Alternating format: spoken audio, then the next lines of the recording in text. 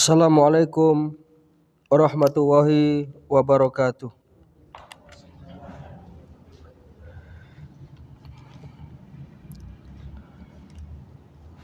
Cek. Bismillahirrahmanirrahim. Assalamualaikum warahmatullahi wabarakatuh.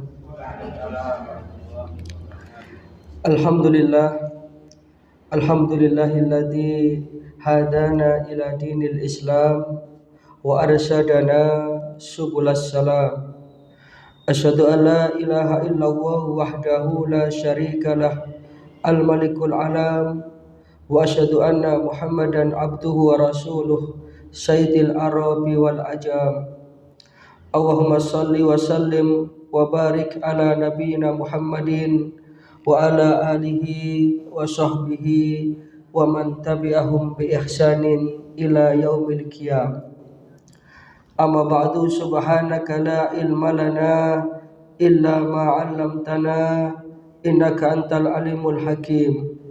Rabbi shrah li sadri wa yassir li amri wahlul 'uqdatam min lisani yafqahu qawli. Allahumma inna nas'aluka ilman nafi'a wa rizqan thayyiba wa amalan mutaqabbala.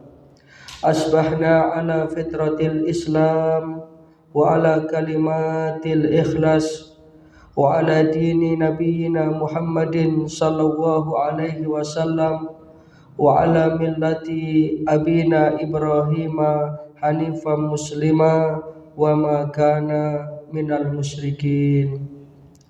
Bapak Ibu hadirin jamaah pengajian rutin Ahad pagi Masjid Kiai Haji Ahmad Dahlan rahimakumullah. Pertama, tentu marilah kita senantiasa tidak henti-hentinya menghaturkan rasa syukur kita, rasa terima kasih kita kehadirat Allah Subhanahu wa taala atas segala nikmat dan karunia-Nya, nikmat iman, nikmat Islam, nikmat kesehatan, sehingga pada pagi hari yang cerah ini alhamdulillah kita masih bisa istiqomah untuk talabul ilmi. Mudah-mudahan ini semua akan dicatat oleh Allah Subhanahu wa taala sebagai amal solih kita. Yang kedua, assalatu wassalam, mudah-mudahan senantiasa terlimpah kepada junjungan kita baginda Rasulullah sallallahu alaihi wasallam, dan mudah-mudahan kelak di akhirat kita akan diperjumpakan dengan beliau, mendapatkan syafaat beliau. Amin ya rabbal alamin. Dan yang ketiga, terima kasih atas waktu dan kesempatan yang diberikan kepada saya untuk menyampaikan kajian rutin kita setiap Ahad pekan yang ketiga. Dan pada pertemuan pagi hari ini kita masih melanjutkan bahasan tentang tafsir kalimat tauhid, yakni kalimat la ilaha illallah. Karena kalimat ini adalah merupakan kalimat yang menjadi ajaran seluruh para nabi dan para rasul. Nabi Adam mengajarkan la ilaha illallah. Hanya saja tentu sambungannya Adam Rasulullah. Nabi Nuh mengajarkan la ilaha illallah, Nuh Rasulullah. Sampai Nabi kita Nabi Muhammad SAW juga mengajarkan kalimat ini. Kalimat yang dinyatakan sebagai kalimatan baqiyatan, kalimat yang kekal, yang karena kalimat inilah Allah Subhanahu wa taala menciptakan surga untuk memberikan balasan kepada orang-orang yang mempercayainya.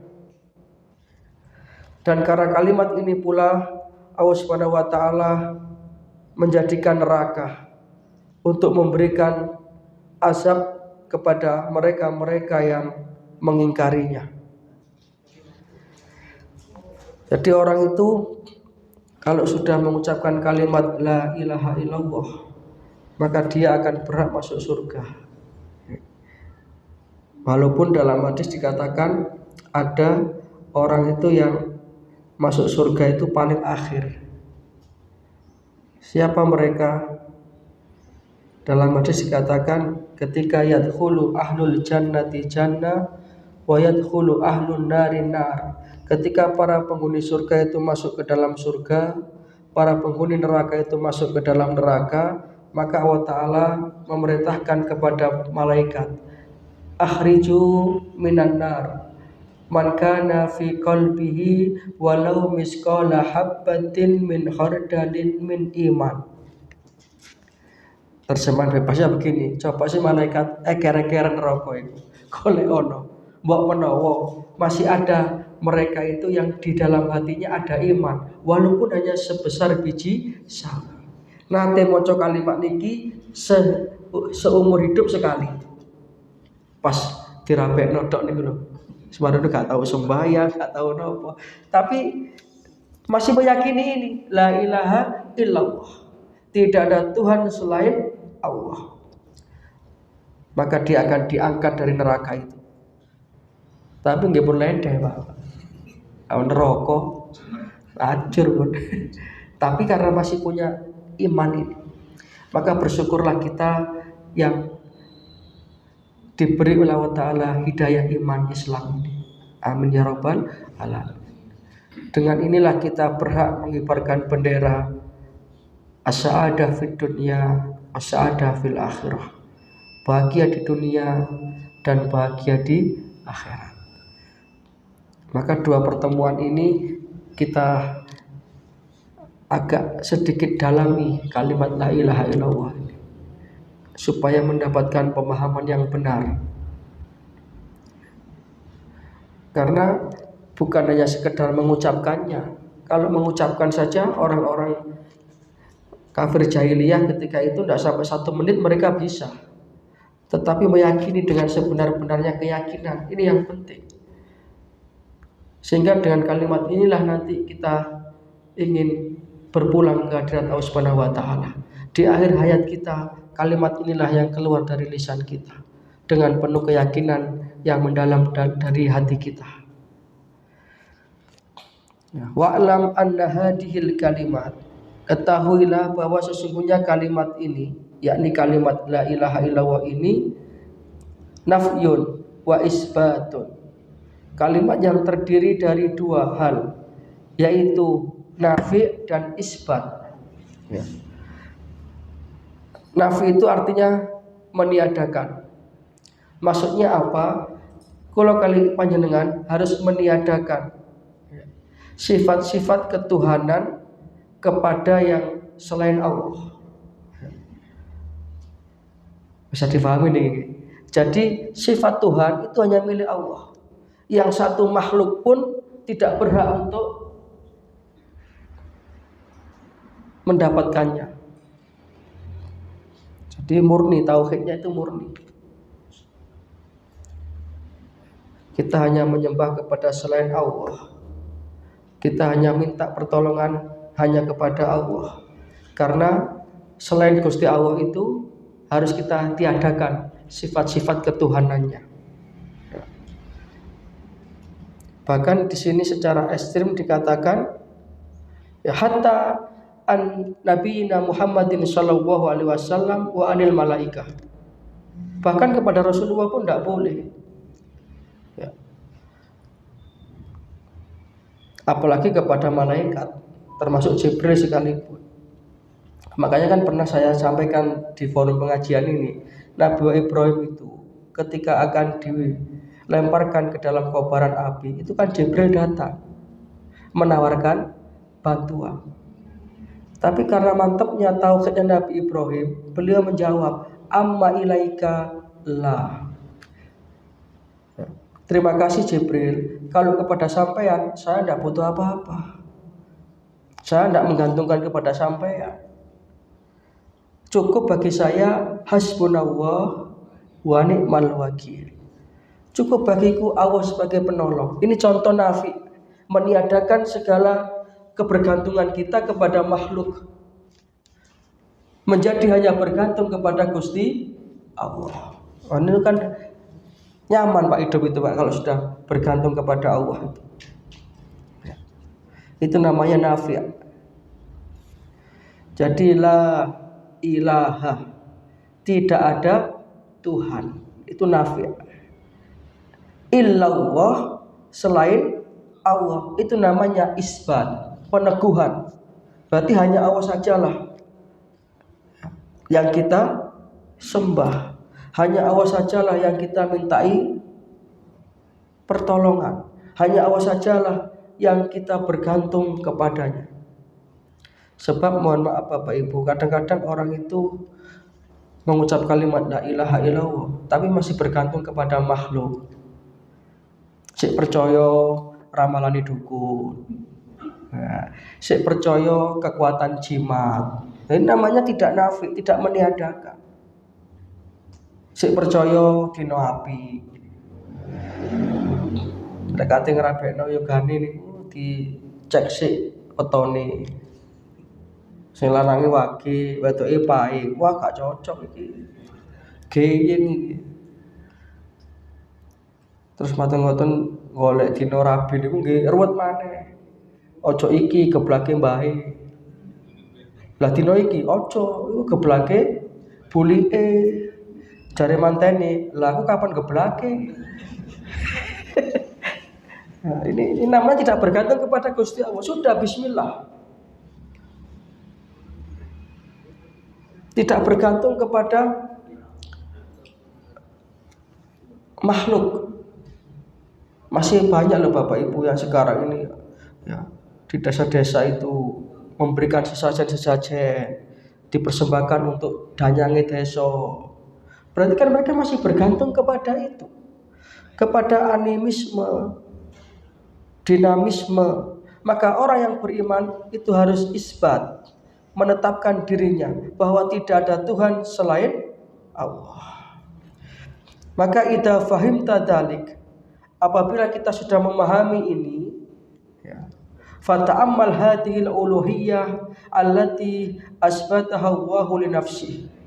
Maka kita harus memperhatikan sifat-sifat ketuhanan yang sudah ditetapkan oleh Allah Ta'ala. Wa nafaha an Muhammadin, dan dinafikan sifat ketuhanan itu dari Nabi Muhammad. Wa Jibril, dari malaikat Jibril. Ya. Maka Rasulullah itu manusia yang terbaik.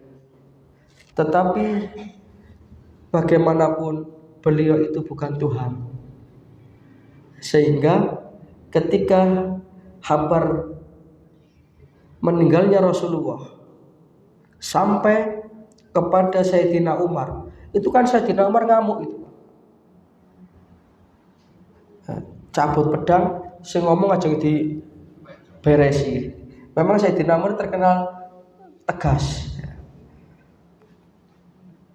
Siapa yang mengatakan Rasulullah telah wafat, akan saya tebas batang lehernya. Itu Umar. Baru kemudian Abu Bakar pidato. Seolah-olah mengingatkan akan ini, bahwa Rasulullah itu bagaimanapun beliau adalah manusia biasa. Beliau manusia terbaik, iya. Beliau asrafil anbiya wal mursalin, iya. Tetapi beliau bukan Tuhan. Maka Rasulullah mengingatkan kepada umatnya, la tutruni kama atratin nasara Isa bin Maryam. Hati-hati ya, kamu jangan terlalu mengkultuskan aku, mengagung-agungkan aku sebagaimana orang Nasrani itu mengkultuskan nabinya Isa bin Maryam sampai dikatakan sebagai Tuhan, anak Tuhan. Itu Nabi sudah mengingatkan begitu. Maka ketika situasi kabar kapundhutnya Kanjeng Nabi itu menyebar di kalangan kaum muslimin, itu kan gempar itu. Reaksinya kan bermacam-macam. Ada yang kayak Sayyidina Umar itu. Maka Abu Bakar pidato di hadapan kaum muslimin itu. Ayuhan nas, man kana ya'budu Muhammadan fa inna Muhammadan qad mata. Saudara-saudaraku sekalian, barang siapa yang menyembah Rasulullah, Maka hari ini Rasulullah telah berpulang. Intaqala ila rafiqil a'la. Beliau sudah kapundhut. Wa man kana ya'budu wa fa inna wa hayyun la yamut. Tetapi siapa yang menyembah Allah, Allah itu hidup dan tidak akan pernah mati. Nah, tersadarlah itu Abu Bakar itu, Umar itu. Langsung pedangnya didele, lemes, deprok, nangis. Jadi Rasulullah itu manusia yang mulia. Beliau asrafil anbiya wal mursalin, imamul anbiya wal mursalin. Tapi kita harus ingat, beliau bukan Tuhan. Bahkan Rasulullah itu bisa memberi syafaat pun itu atas izin Allah. Dan itu yang dawuh kanjeng Nabi sendiri. Jadi Nabi itu bersabda, innalikulli nabiyyin da'watun mustajabatun. Sesungguhnya para nabi dan para rasul itu diberi oleh Allah Ta'ala satu doa yang pamungkas, fad'uhu biha, dan semua milik para nabi dan para rasul itu sudah dibaca di dunia. Wa inni ikhtaba'tu da'wati, sedangkan aku simpan doaku itu. Aku eman-eman doaku itu. Aku baca besok, syafaatan li ummati yaumal kiamah, agar aku nanti bisa memberikan syafaat kepada umatku di hari kiamat. Wa huwa yanalu insyaallah. Nah, bisa dawuh ngoten. Dan umatku itu nanti akan dapat syafaat. Tapi insya Allah loh ya. Atas izin Allah loh ya. Bukan kehendakku kata Rasulullah. Atas izin Allah. Maka umatnya Rasulullah itu akan dapat syafaat besok. Syaratnya man mata walam yusyrik billahi syai'a, yaitu mereka tidak pernah sekalipun mensekutukan Allah dengan apapun dan dengan siapapun. Lah nyun sewu, lale mati ini pas sabuan jimat, ya sulit Pak dapat syafaat Pak. Mati ini sik percaya kepada perdukunan. Wong dukun niku lek jarene tiang-tiang niku bodoh bekut, lah kok malah niku sing dinut. Dadi dukun niku lek ngomong 10 perkara, sing 9 mesti salah, sing sisi durung karuan bener. Itu yang dimaksud dengan ungkapan kadzabal munajjimun walau shadaq. Tukang-tukang ramal, dukun-dukun itu lek bener itu pas kebetulan saja itu. Bikin tepaan tok. Enggak ada ceritanya mereka itu tahu yang orang lain enggak tahu. Enggak ada. Karena hanya Allah lah yang Maha tahu. Ini kita tahu ini mantapnya tauhid itu kayak begini. Maka insya Allah lah jamaah pengajian Ahad pagi Masjid Ahmad Dahlan ini kan tidak ada yang datang ke dukun, tidak ada. Tapi juga hati-hati jangan orang dukun gak teko mau ramalan bintang percaya, bodoh mawon. Waduh bintangku Gemini, ini koyok-koyok masa depan cerah. Wah, mending bakal oleh rezeki. Nah itu tidak boleh Bapak. Itu namanya tahayul. Percaya ramalan-ramalan bintang. Ada tatoyur, percaya pada suara-suara burung. Nah orang yang tauhidnya mantap, begini-begini sudah harus hilang, dinafikan, dihilangkan sudah. Tertuju kepada satu titik, la ilaha illallah. Wis pasrah ten Gusti Allah mau. Engko katene napa? Bangun gedung, sik mendem dasi kebu. Itu kok syirik itu akhirnya. Bahkan syirik zaman modern ini kadang-kadang ya tidak kentara Pak. Sampai saya punya buku judulnya itu Kafir Tanpa Sadar. Ya, artinya orang-orang itu sesungguhnya terjebak dalam kesyirikan, tapi dia nggak sadar. Ini saya ngapunten kalau orang-orang dulu kafir Quraisy dulu, orang-orang jahiliyah itu berhalanya adalah patung-patung yang pajang di sekeliling Ka'bah. Yang paling besar itu adalah Lata, Manat, Hubal. Nah mungkin orang-orang jahiliyah modern ini mungkin yang jadikan kebergantungan kadang-kadang ATM. Ya oleh kalau ATM, waduh kok gak. Ya silakan kita punya ATM, tapi jangan bergantung pada ATM nih. Bergantunglah kepada Gusti Allah. Ya. Lah kalau kepada kanjeng Nabi saja kita tidak boleh mengkultuskan, yang sewu ngapunten. Apalagi kepada orang-orang yang dianggap soleh.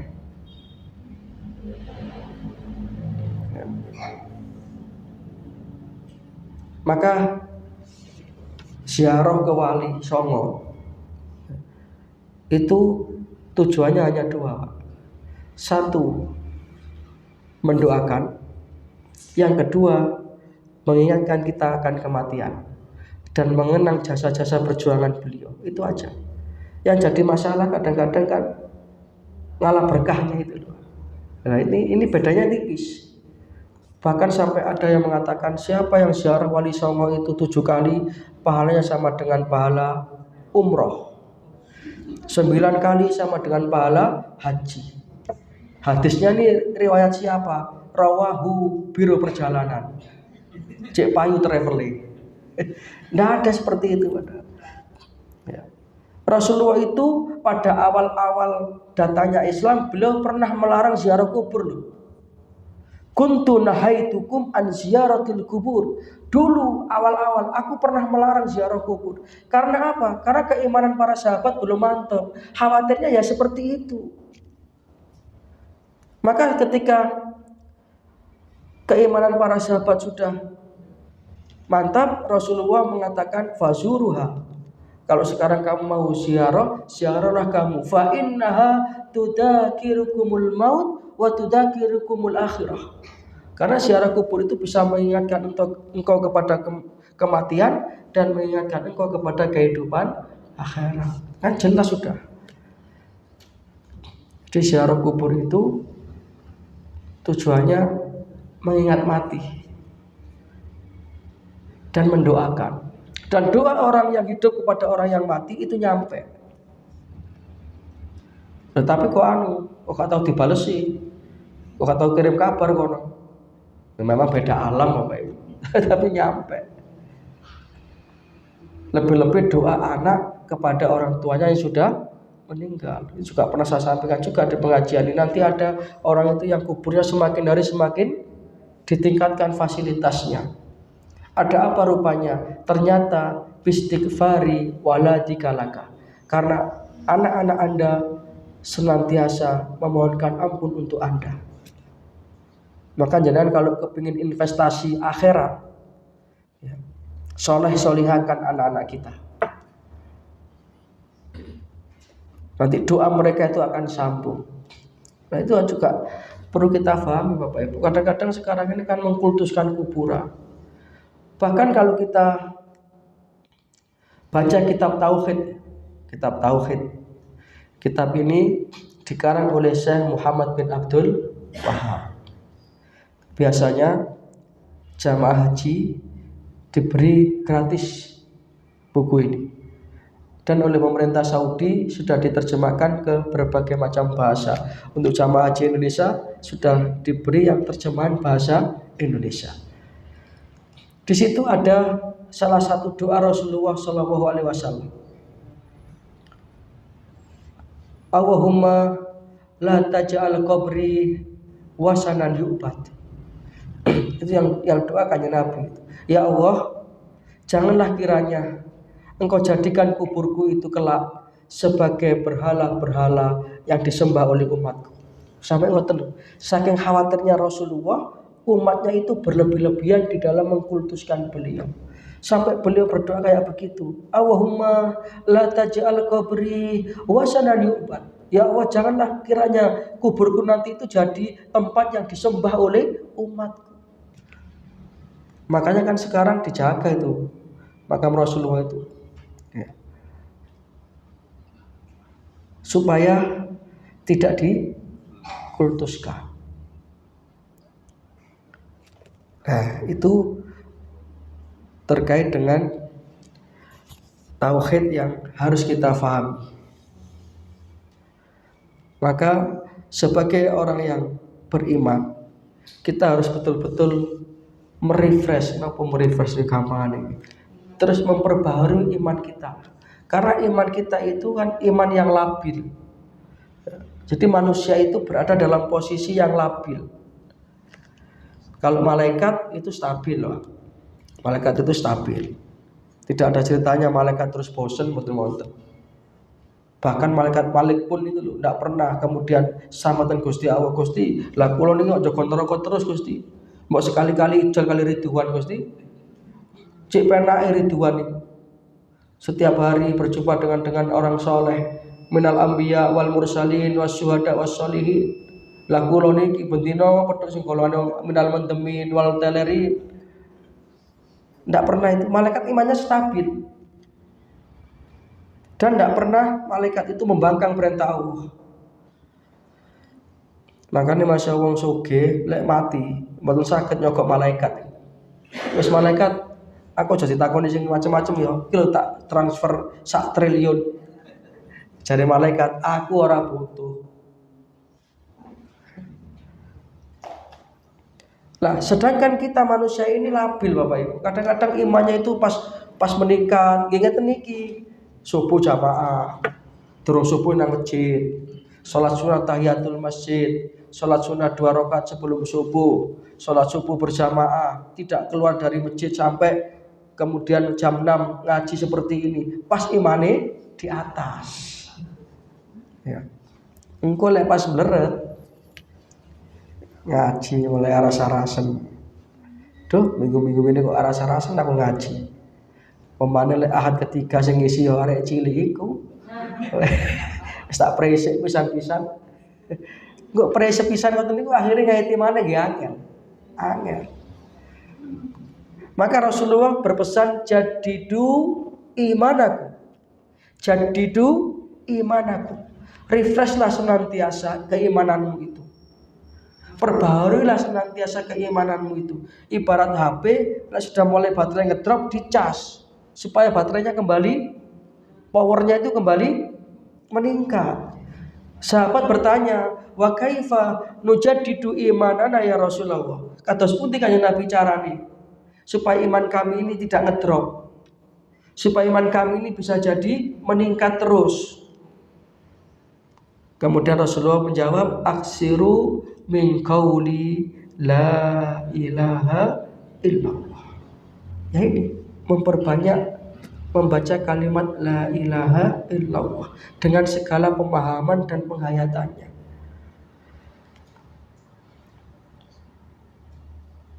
Ya karena kalimat ini Bapak Ibu, para nabi dan para rasul itu kuat menghadapi umatnya. Ya, coba ndak begini, ndak kuat. Bisa kita bayangkan ya, sekelas Nabi Nuh. Nabi Nuh itu nabi papan atas. Beliau itu awalur rusul, rasul awal yang pertama. Kalau Nabi Adam nabi yang pertama. Itu di dalam menyampaikan dakwahnya menghadapi umat yang notabene itu membangkang. Berapa tahun beliau berdakwah? 950 tahun. Bukan waktu yang singkat itu. Kenapa kok kuat? Ya karena la ilaha illallah ini bergantungnya kepada Gusti Allah itu kuat. Nah, kalau kita dalam hidup dan kehidupan ini ingin kuat, ya ini. Sehingga ujian seberat apapun, jangan lupa kita punya Gusti Allah. Kita bergantung kepada Zat yang maha segala-galanya. Gusti Allah itu kalau sudah berkehendak itu tidak ada yang tidak mungkin, yang kadang-kadang di luar nalar akal kita. Maka masalah yang kita hadapi jangan diselesaikan dengan akal kita, dengan kemampuan kita. Lemah kita ini Bapak Ibu. Tapi selesaikan dengan bergantung kepada Gusti Allah. Bahasa yang agak keren itu. Ya. Berdoalah kepada Allah terus-menerus supaya hidup kita Allah yang mengurus. Angkatlah tangan kita supaya Allah turun tangan. Lawang segala sesuatu itu menurut nalar akal itu tidak mungkin. Gusti Allah berkehendak mungkin saja. Contoh yang baru-baru ini kita saksikan bersama. Presiden Amerika Donald Trump itu kan dengan kesombongannya kan ngomong, aku akan jadikan Gaza itu sebagai neraka. Loh, kok nantang Gusti Allah. Ternyata bukan Gaza yang jadi neraka, tapi Los Angeles. Tadi saya baca sekilas itu sebab-sebab kebakaran Los Angeles itu ternyata di luar prediksi orang Amerika itu. Amerika itu kan negara canggih Bapak Ibu. Safety-nya kan sudah luar biasa. Tapi mbok yo ojo sombong, lek Gusti Allah ngersakaken. Ya, enggak usah diceluk tentara, cukup makhluknya yang bernama api dan angin diperintah. Geni barao, angin sebarno. Sehingga 68.000 hektar wilayah Los Angeles itu terbakar. Kerugian sekitar 900 triliun. Lu ngoten sing kabar-kabare telepon Raja Arab, Donald Trump. Raja Arab, aku njaluk tolong. Jalukno dana sebagian teko biaya ibadah haji jamaah haji yang ke Mekah itu untuk memulihkan kota Los Angeles. Loh, lah kok nyimut? Loh ngoten wis tenan itu Bapak Ibu. Itu kesombongan. Bahkan ini barusan tadi ada berita ya, kebakarannya sekarang itu malah lebih parah lagi karena pabrik baterai dan pembangkit listrik tenaga nuklir ikut terbakar sehingga asapnya itu mulai beracun. Kapokmu kapan? Ngono sekate sombong. Ya kan Donald Trump tidak mengenal la ilaha illallah. Persis Fir'aun, persis Namrud itu. Kesombongan yang akan menghancurkan yaitu.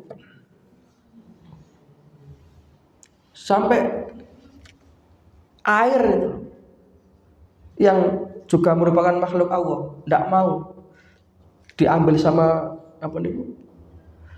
tim pemadam, airnya tidak mau, airnya tumpah. Maka itu sesungguhnya adalah azab, peringatan bagi orang-orang yang menyombongkan dirinya. Dan itulah kebesaran kekuasaan Allah. Maka kita bersyukur kita punya iman ini Bapak Ibu. Ya. Karena ketika kita itu sudah bergantung kepada Gusti Allah, yakinlah akan ada kekuatan yang dahsyat dalam hidup kita.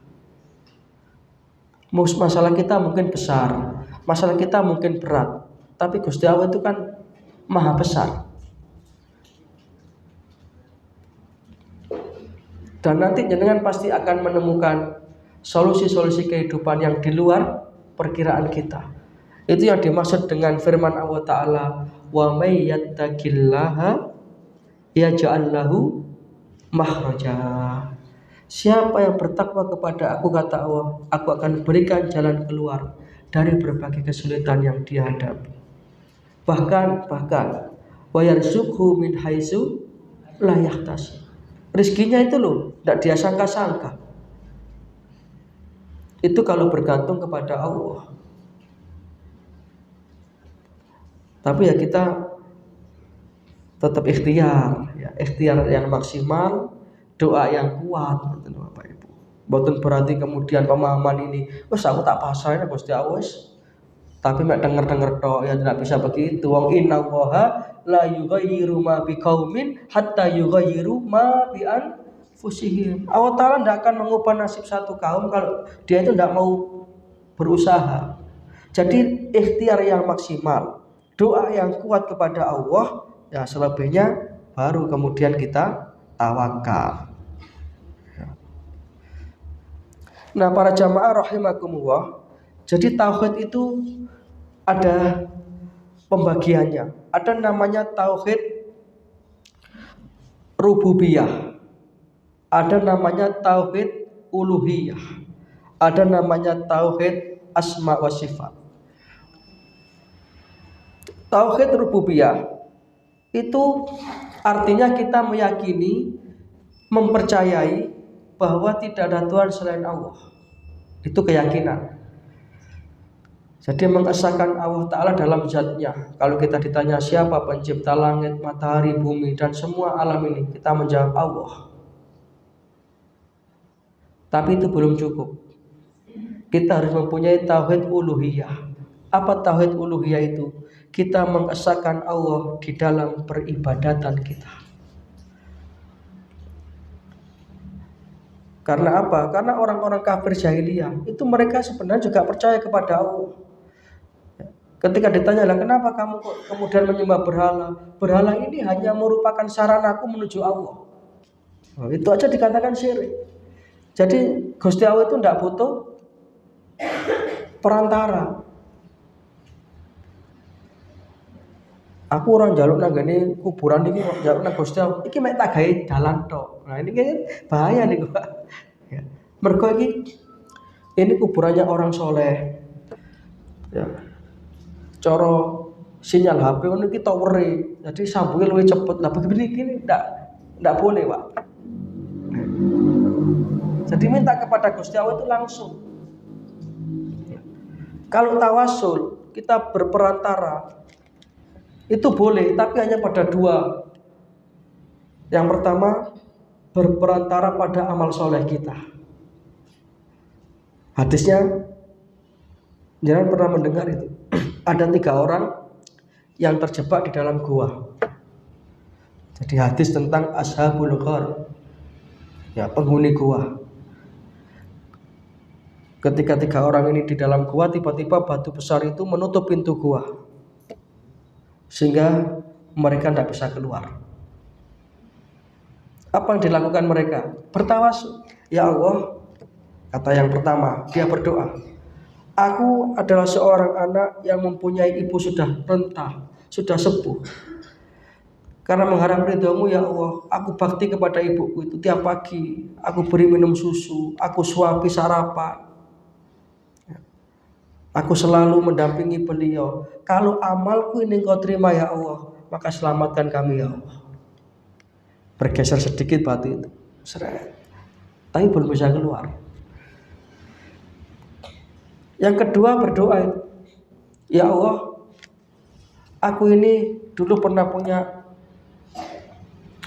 seorang pekerja. Ketika dia itu tiba saat gajian, dia pergi ke entah kemana.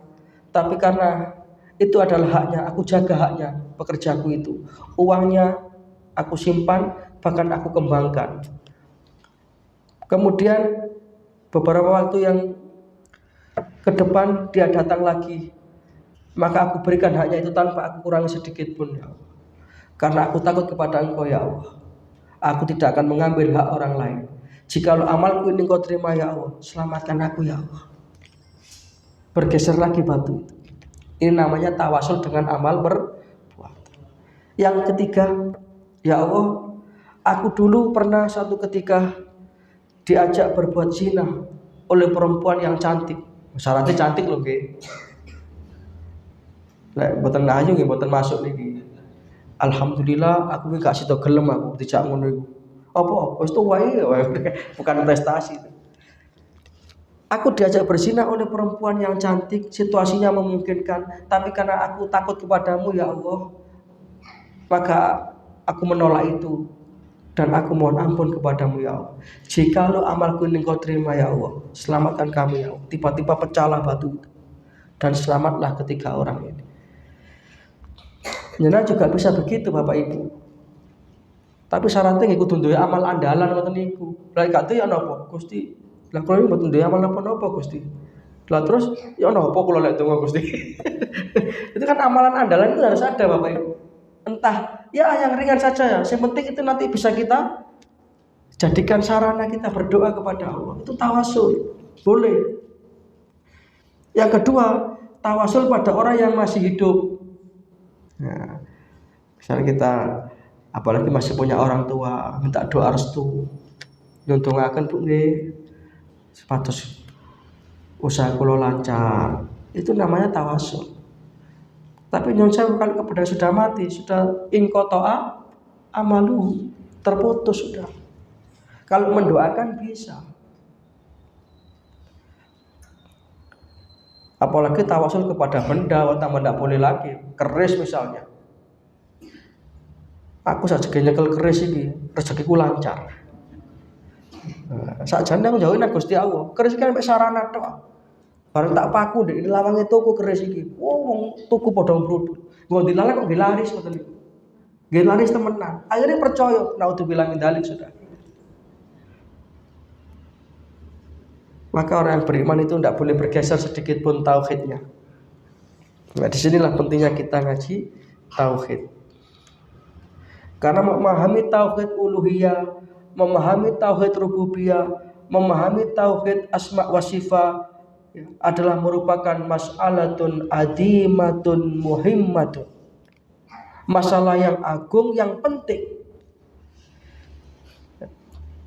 Bahkan tauhid inilah kurikulum pertama dakwah Rasulullah SAW kepada masyarakat kafir Quraisy ketika itu, masyarakat jahiliyah ketika itu.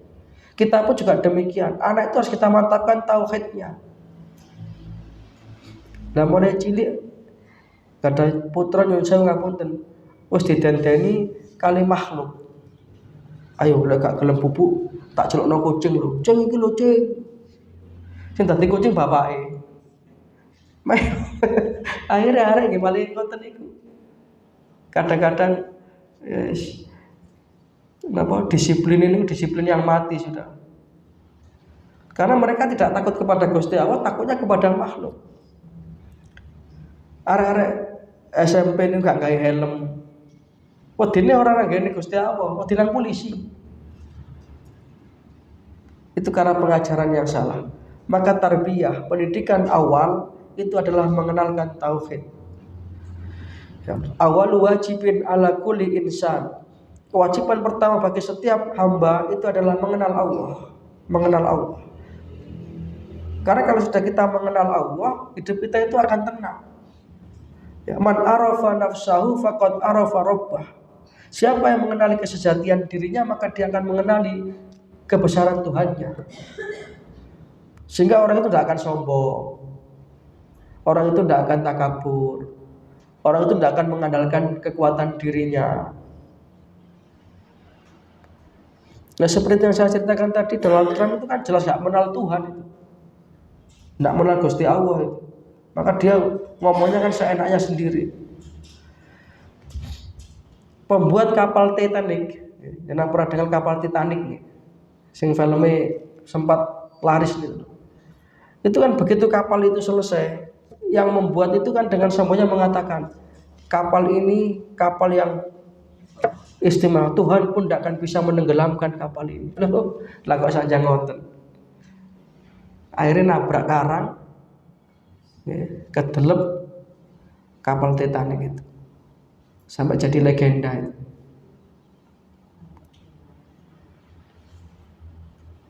Itu contoh betapa ketika orang itu sudah keluar dari tauhid, maka akan muncul kesombongan, muncul pengingkaran kepada perintah Allah.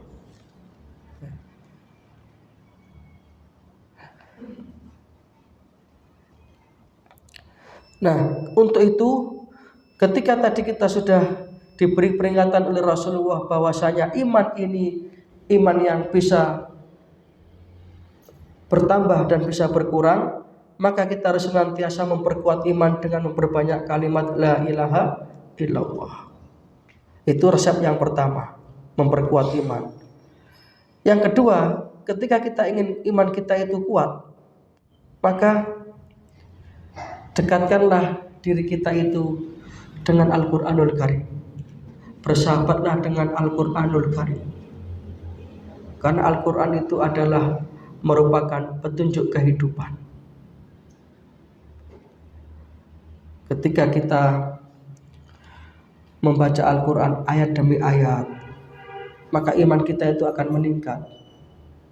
Kan begitu penjelasan Allah Ta'ala dalam Al-Qur'an surat apa itu? Surat yang innamal mu'minuna alladzina idza dzukira wa wajilat qulubuhum. Surat apa itu? Surat Al-Anfal ya. Al-Anfal. Yas'alunaka 'anil anfal. Qulil anfalu lillahi war rasul fattaqullaha wa aslihu dzata bainikum wa atii'u Allaha war rasulahu in kuntum mu'minin. Innamal mu'minuna alladzina idza dzukirallahu wajilat qulubuhum wa idza tuliyat 'alaihim ayatuhu zadatuhum imana. Orang yang beriman itu ciri-cirinya yang pertama, ketika disebut asma Allah bergetarlah hatinya. Yang kedua, ketika dibacakan ayat-ayat Allah bertambahlah imannya. Jadi kita membaca Quran itu dalam rangka memperkuat iman, subutul iman, supaya iman kita ini tidak goyah.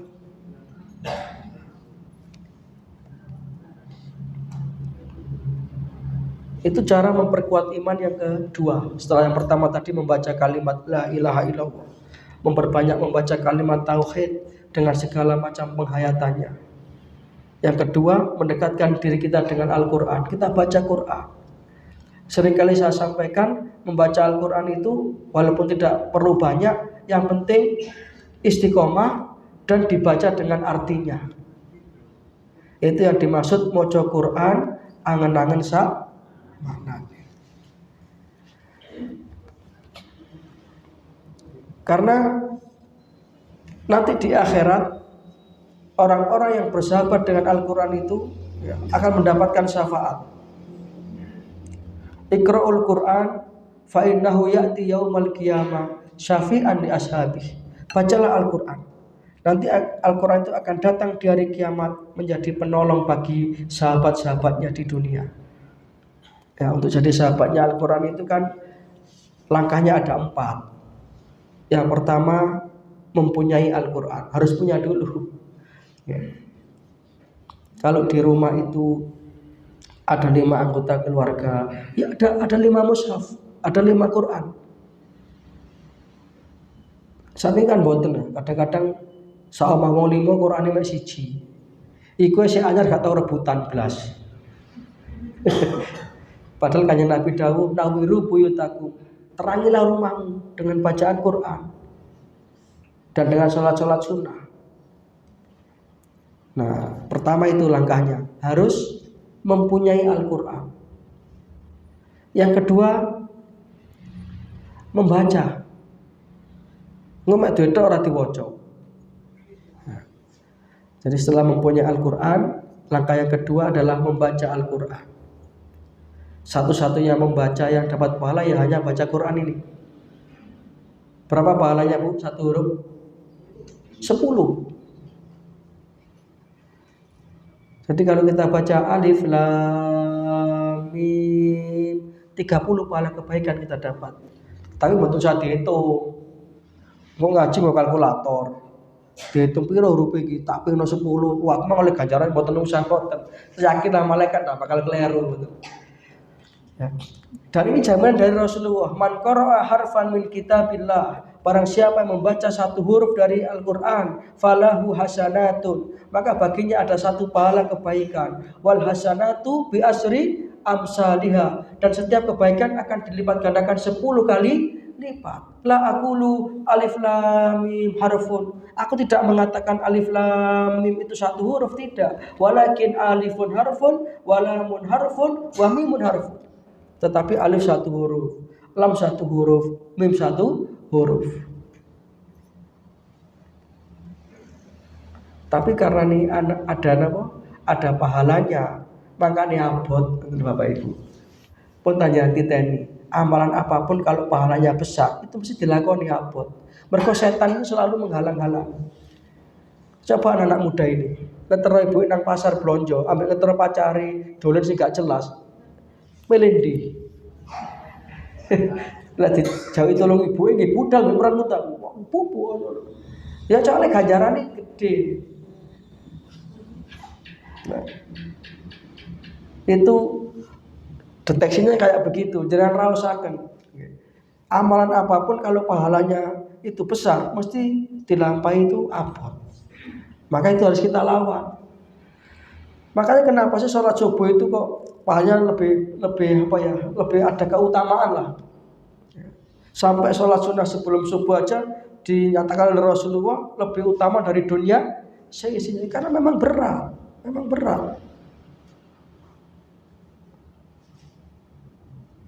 Pokoknya cirinya ngoten. Kalau itu berpahala mesti berat. Termasuk membaca Al-Qur'an itu. Tapi lek maca WA kira-kira asik nang mboten. Nah, malingin saya ini termasuk kula lho kadang-kadang ya. Lebih asik kita itu goleki buka Tokopedia, Lazada, Shopee, scroll, wah golek barang sing apik. Kadang-kadang moro setengah jam, sak jam gak kerasa. Saya maca Quran, A'udzubillahi minasyaitonir rajim. Kelerek-kelerek ya. Waduh, gak penak korokan iki. Akhirnya Alif Lam Mim. Dzalikal kitabu la raiba fihi hudal lil muttaqin. Shadaqallahul adzim. Wis cukup wis sebetulnya istiqomah. Tapi ya jangan hanya 2 ayat, minimal 1 lembar lah, minimal 1 lembar. Kemudian jangan baca artinya, itu akan meresap dan merasuk.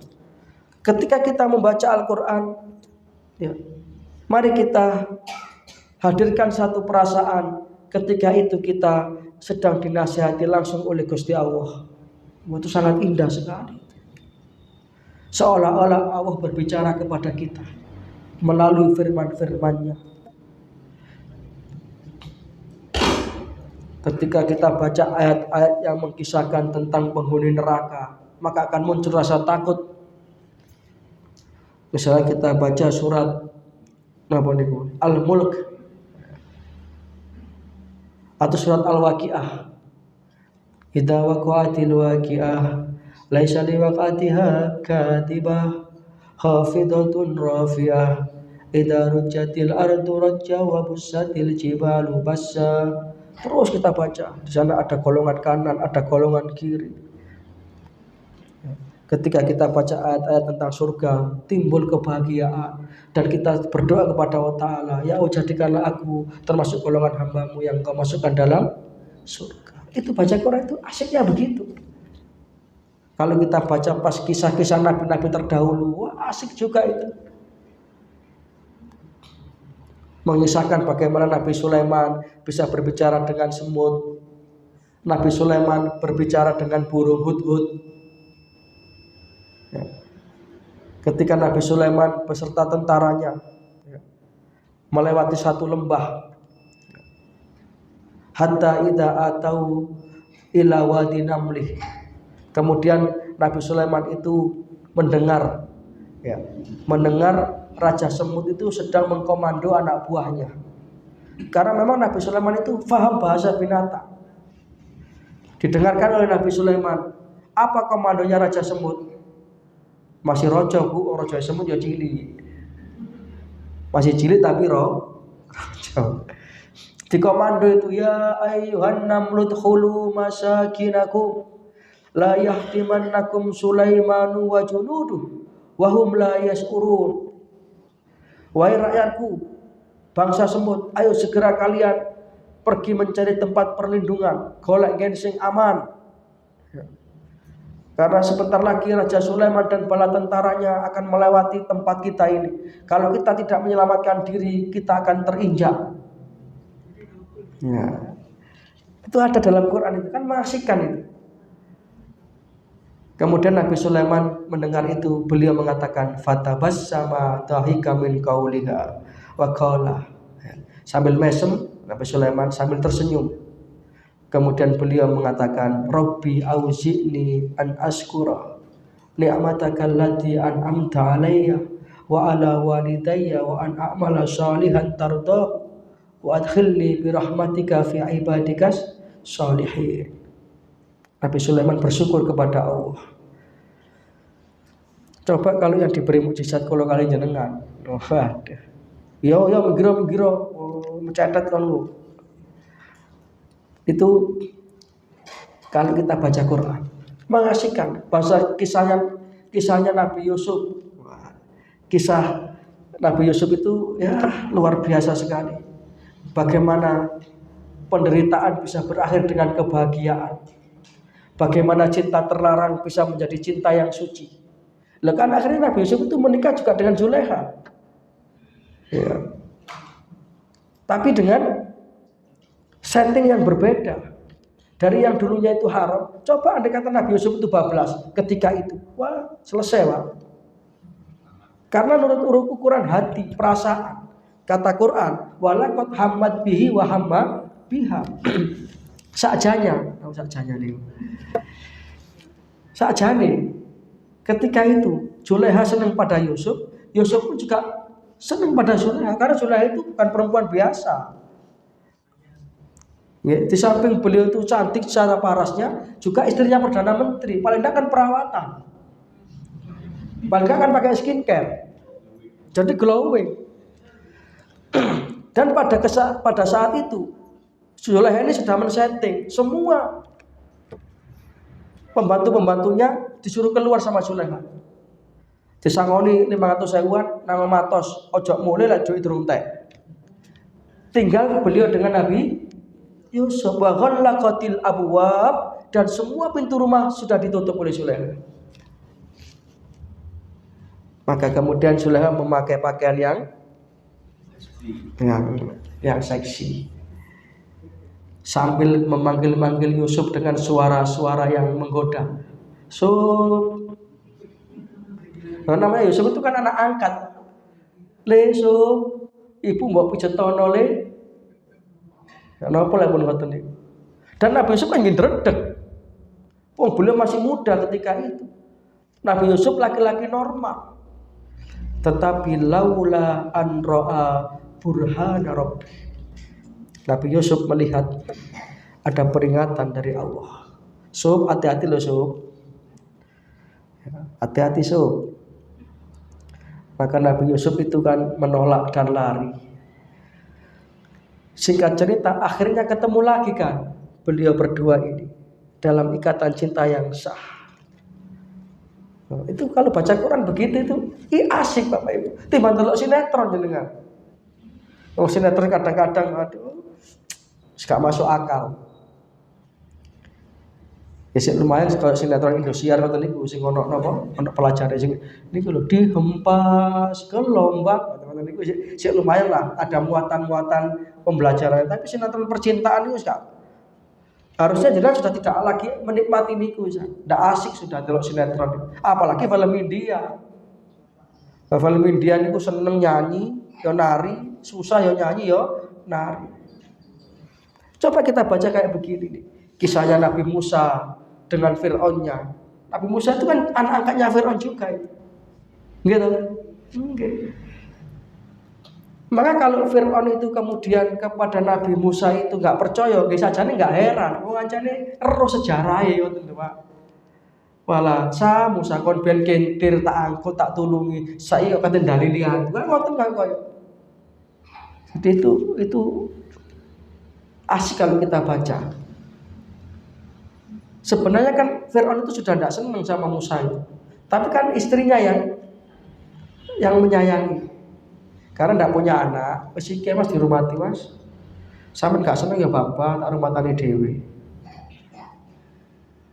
Maka istrinya Fir'aun itu kan termasuk perempuan yang dibangunkan sebuah bangunan rumah di surga. Itu kan gak mesti ngoten niku. Nabi Ibrahim juga demikian, tidak kalah dramatisnya Nabi Ibrahim itu hampir sama dengan Nabi Musa kasusnya itu.